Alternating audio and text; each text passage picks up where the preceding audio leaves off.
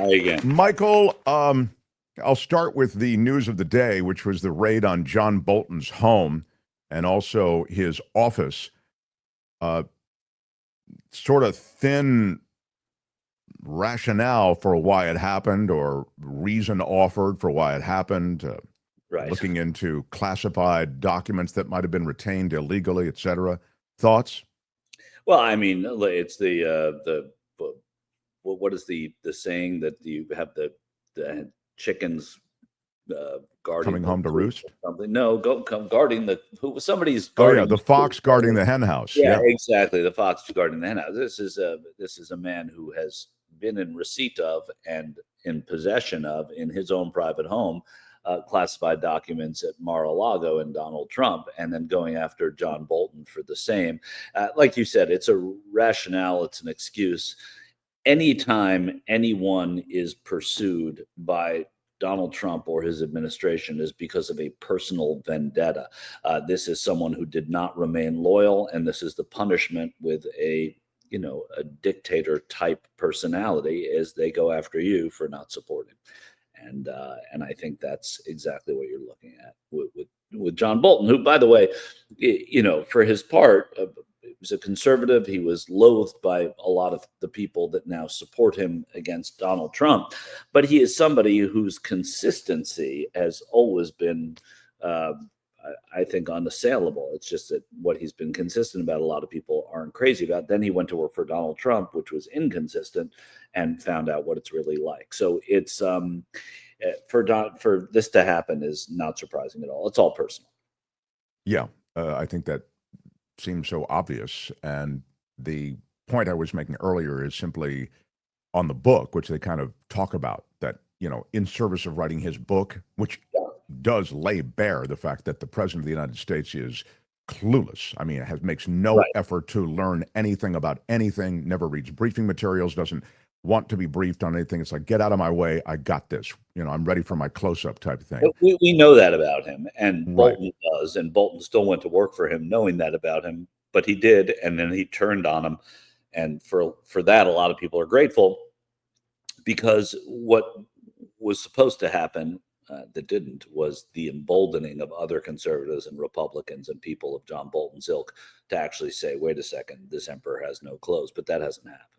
Right. You're saying when he stepped forward, that was what he was Yeah, hoping for. At the time, I think he fell into the category. This is again, remember Trump's first term of other conservatives who joined that administration, feeling I can influence policy. He certainly was in a right. position to do that. But and I'm a I loathe John Bolton. Yeah, well, that's what I'm saying. But Yeah. whether you loathe him or not, you loathe more the fact that there's this sort of fascist posture in going after your enemies in this way. Yeah, For well, no, that's exactly my point. And let me finish, if you would, Can you please. let him finish, sir? Yeah, Are you done?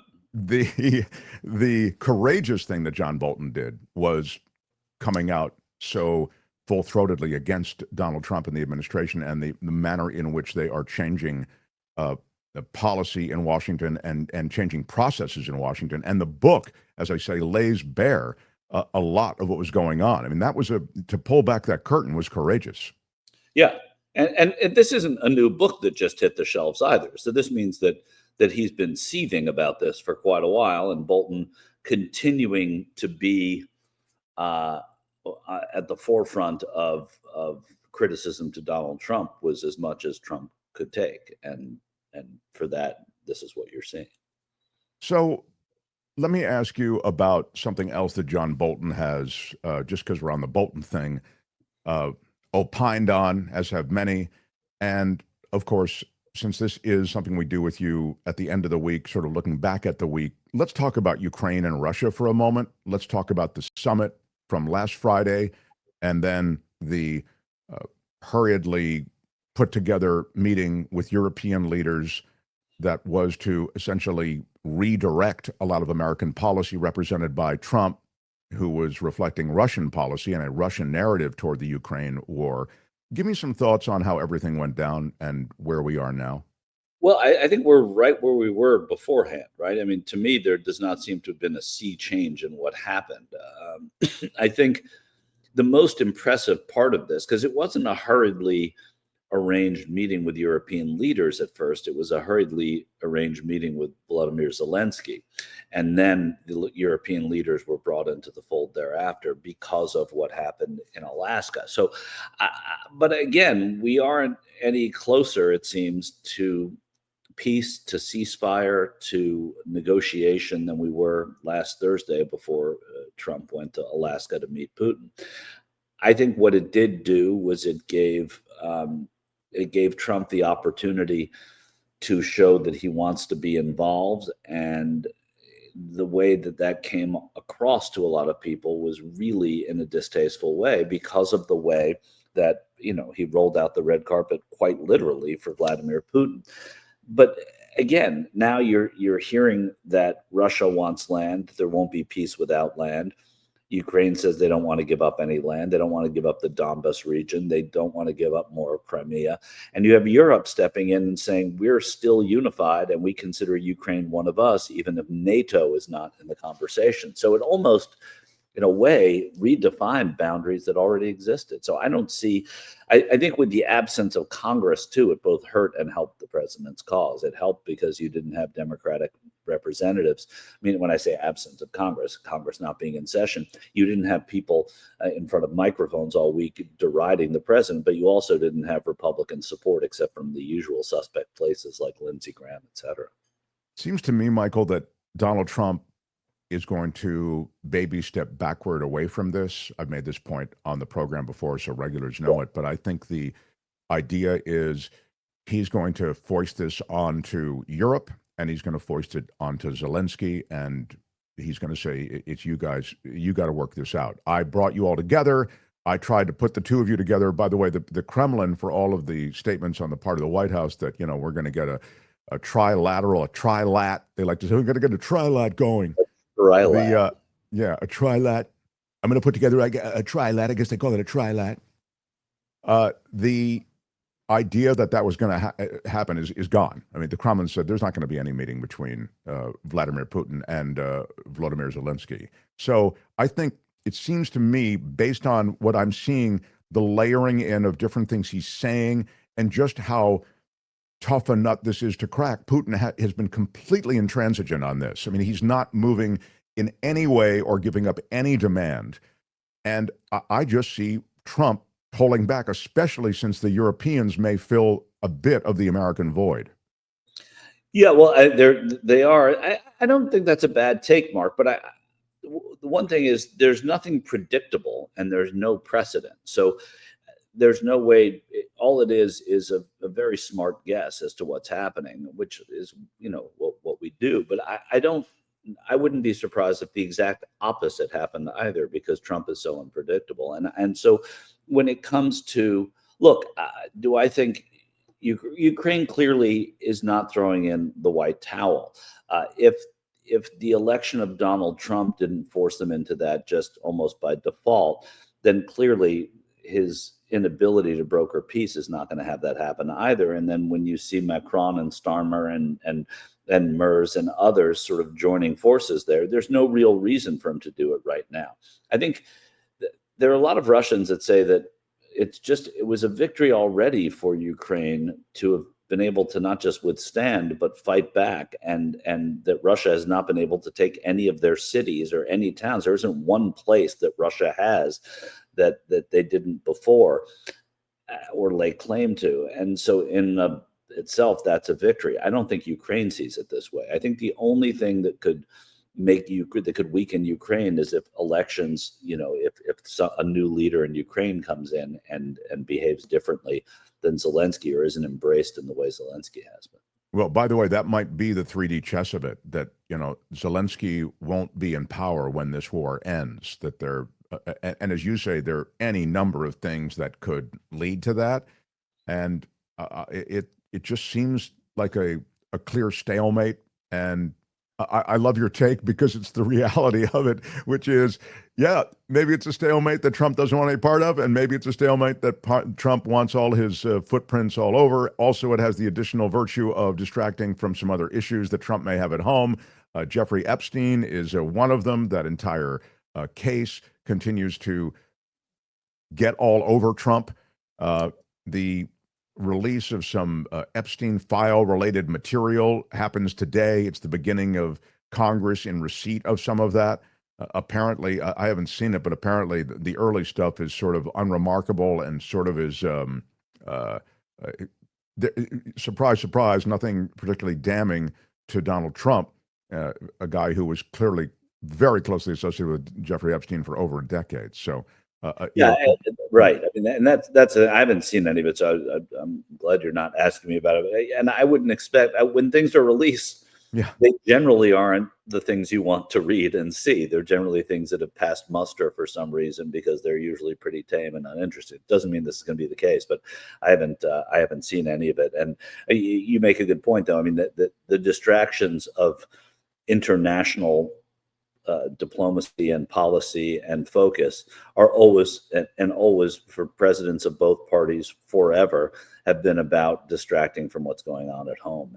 And Trump has tried to do that, but there's been a focus on his inefficacy in doing that in Alaska. You know, in that spirit, I'll ask you just about what's happened with the movement of warships off the coast of Venezuela.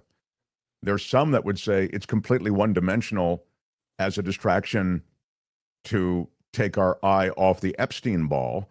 Right. There are others who would say it's a military flex, which Trump loves because he can move the military around like chess pieces anywhere he wants. I think that's a fair take. Both can be true, of course. Right.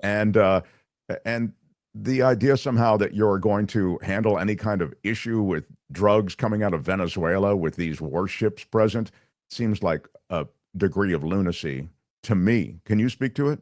Yeah, I mean, it does. And casting Latin America as an enemy is something that Donald Trump is trying to do in many ways as well. Both Latin Americans here in the United States, as we know, and you've covered a lot, but also the fact that these governments are somehow the enemy of the United States, and we can use the military. But again, the warships off the coast of Venezuela, I think, are a perfect example of this sort of distraction that we just talked about. That this is not about protecting America. This is about distracting. But at a certain point, there's so much to distract from that even the distractions become part of and you have I to distract from your own distractions. well, that's what I think in a way. That's what's happening to Trump, right? I mean, that he's getting criticized even for these distractions, and you're seeing it in the posture of Congress right now, and you're seeing it in the way that when this Congress comes back,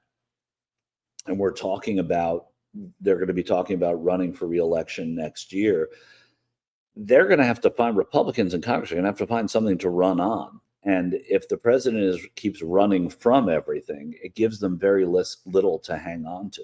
And I think that's going to become a political problem for them as well. And while we're on this, I'm kind of running with this, but the United States Senate, which previously had seemed out of reach for Democrats, is all of a sudden starting to look like a place where Democrats could possibly win the Senate back. There are good candidates running again. There is a weak president who will not be on the ballot. We know that a lot of the people who support Donald Trump don't show up unless Donald Trump himself is on the ballot. That's not going to be the case. So you have Sherrod Brown running now in Ohio. You have galvanizing candidate in Iowa to run against Joni Ernst. They've sort of thinned the field there. The same thing has happened in North Carolina now with Roy Cooper, a twice elected Democratic governor there. Susan Collins, on the ropes a little bit, but that we've said that before, so I don't want to be guilty of saying it again. There are opportunities. Well, Pete Ricketts, a Republican in Nebraska you may never have heard of, a billionaire in Nebraska right now looks like he's in a little bit of trouble. All of this, I say all of this both because it's an interesting political story, but because in order to hold on to the Senate, they have something to run on. And right now, there's nothing for them to run on. And as much as Donald Trump's trying to run away from things, they need something that's real. Well, they could be getting even more. I mean, first of all, I'm super intrigued by the notion that the Democrats could win. You're the first person I've heard articulate that publicly. I mean, it's always been a battle over the House, and to be fair, that may be because of redistricting, which I'd love to talk about in just a second. But so that might have just sort of stolen the show for a while. But wow, I mean, if you could really regain control of the Senate, you can affect so many things in American life, and you can affect the judiciary. You can affect a lot of stuff. I'm not addressing it as likely. I'm just saying it seems a lot. The field looks a whole lot better than it did even 6 weeks ago for the Democrats. And when you see these people running, and you see what states are in play, and you also see the difficulty that the Republican Party is having right now. Not that the Democrats are smooth sailing too; they're huge problems, but they have a difficult time. The Republicans do, winning recently without Trump on the ballot, and that's going to be the case in 26. Tell me about the redistricting. I was noting in California, I saw a poll today in the LA Times. Of course, California, the announcement from Gavin Newsom that they passed the legislature, that it'll appear on the ballot, that voters will be able to decide if we should redistrict in California. I say we because I'm in California. But Texas, they of course slid that through without any question. They didn't have to bring it to voters because that's just the way Texas works. And the California situation, as I say, I was reading in the LA Times, polls at about 48% is what I was seeing, at least at this moment. That means to me not a lead pipe cinch, or tell me how it would go down with a vote to redistrict. Two things you need to know is that California has twice voted, California voters have twice voted for an independent commission to determine congressional districts. It is made up of 5 Republicans and 5 Democrats. That has been voted on by the voters, and voters typically don't like undoing what they've already voted for.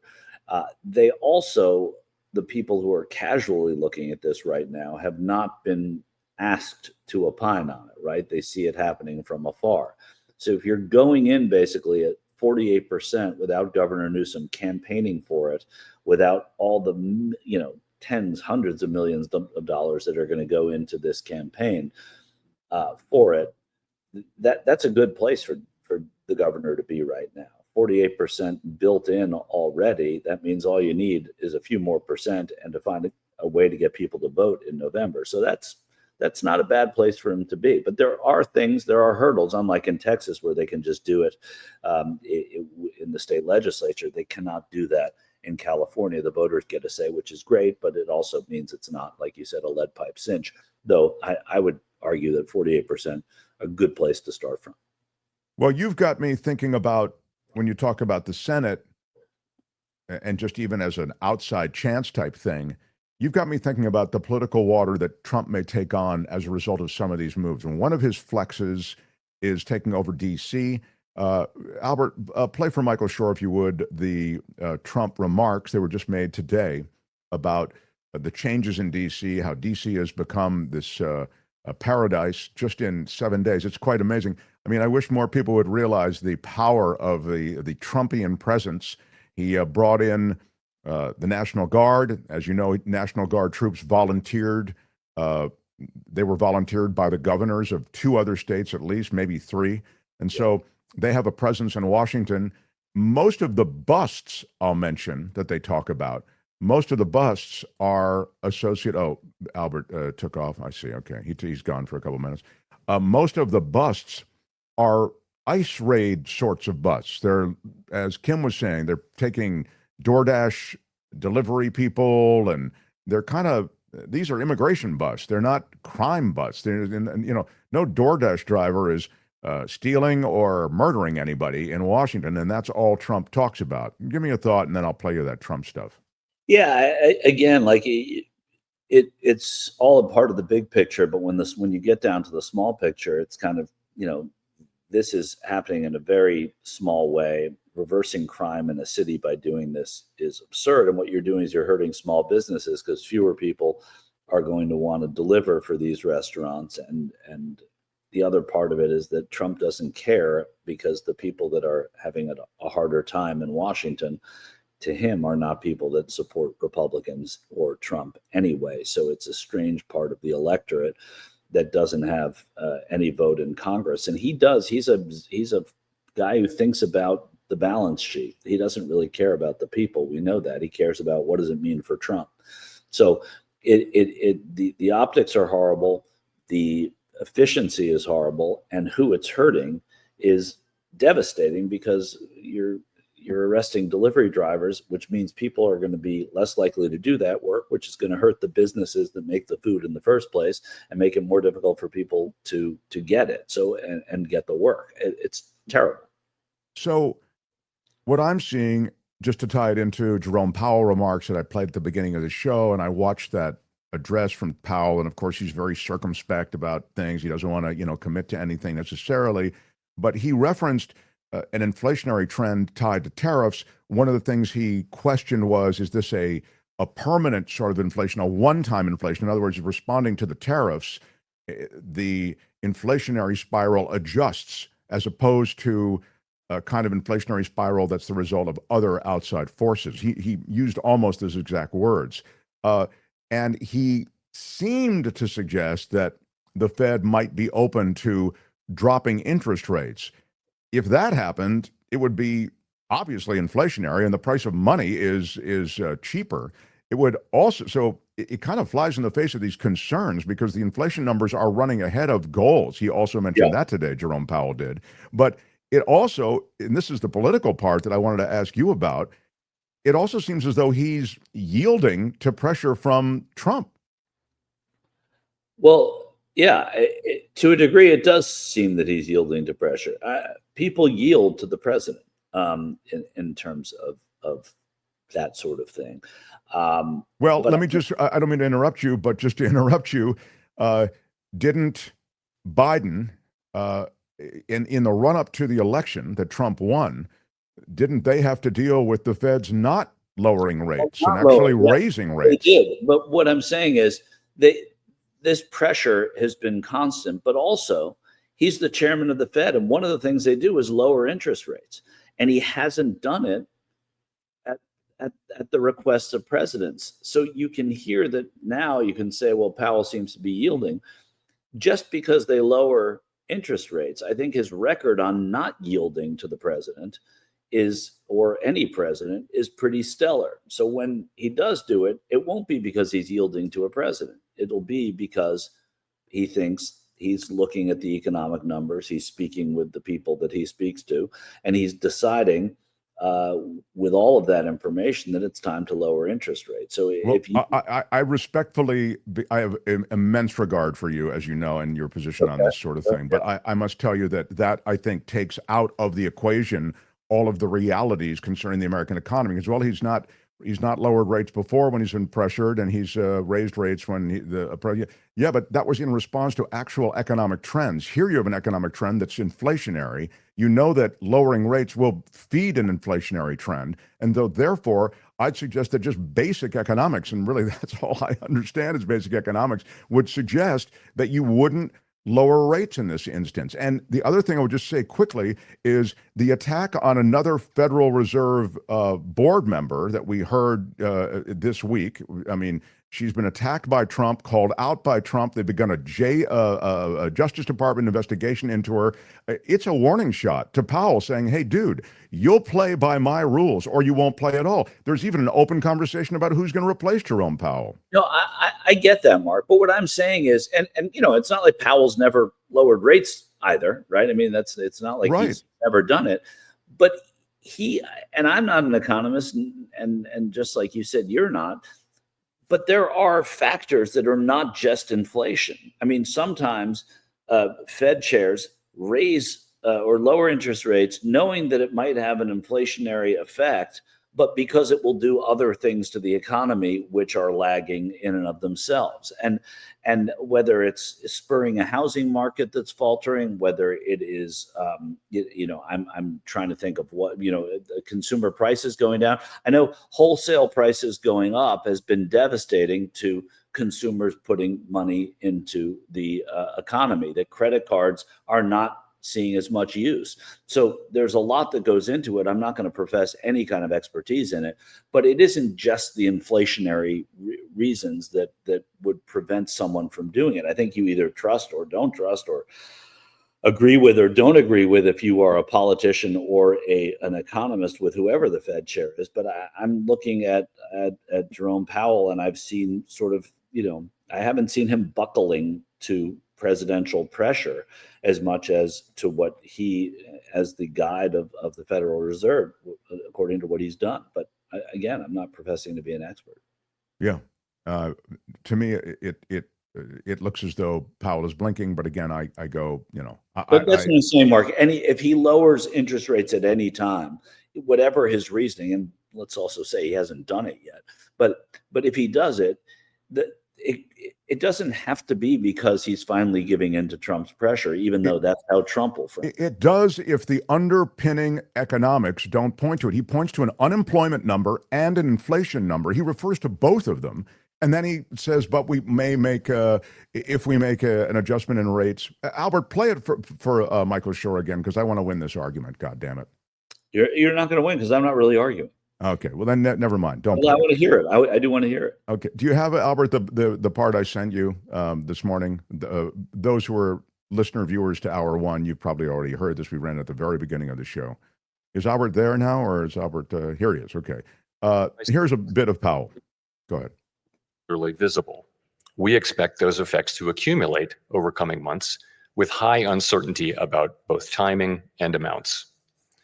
The question that matters for monetary policy is whether these price increases are likely to materially raise the risk of an ongoing inflation problem. A reasonable base case is that the effects will be relatively short-lived, a one-time shift in the price level. Of course, one time does not mean all at once. It will continue to take time for tariff increases to work their way through supply chains and distribution networks. Moreover, tariff rates continue to evolve, potentially prolonging the adjustment process. It's also possible, however, that the upward pressure on prices from tariffs could spur a more lasting inflation dynamic, and that is a risk to be assessed and managed. One possibility is that workers who see their real incomes decline because of higher prices demand and get higher wages from employers, setting off adverse wage price dynamics. Given that the labor market is not particularly tight and faces increasing downside risks, that outcome does not seem likely. Another possibility is that inflation expectations could move up, dragging actual inflation with them. Inflation has been above our target for more than 4 years and remains a prominent concern for households and businesses. All right, let's stop Measures right there. of longer term. I thought the last couple of comments were, particularly relevant as he, references inflation, and it's an ongoing. It's all relevant, but what I'm saying is that if he lowers interest rates, if the Fed lowers interest rates, it is a balancing act, and there is always a risk, just as there is a risk to leaving them the same or raising them, right, every time they do it.